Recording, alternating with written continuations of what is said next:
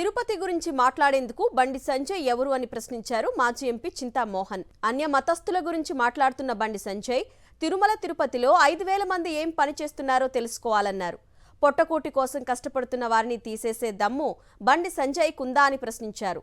బండి సంజయ్ని కేంద్ర మంత్రి ఎందుకు చేశారో ప్రధాని మోదీకే తెలియాలన్నారు చింతా మోహన్.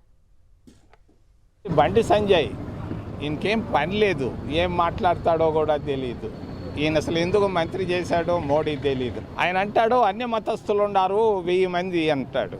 నేను చెప్తున్నా ఆయనకి ఈరోజు 5,000 మంది ఉన్నారు అన్య మతస్థులు తిరుమల కొండపైన కింద.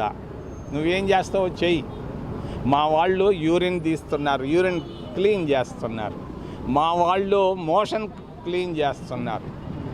మరి 5,000 మంది నువ్వు వాళ్ళని తీసేసే దమ్ము ఉందా? వాళ్ళందరూ చర్చికి వెళ్తున్నారు, ప్రతి ఆదివారం వెళ్తున్నారు. వాళ్ళ ఇళ్ళలో ప్రతి ఇంట్లో బైబిల్ ఉంది. నువ్వేం చేయగలవు?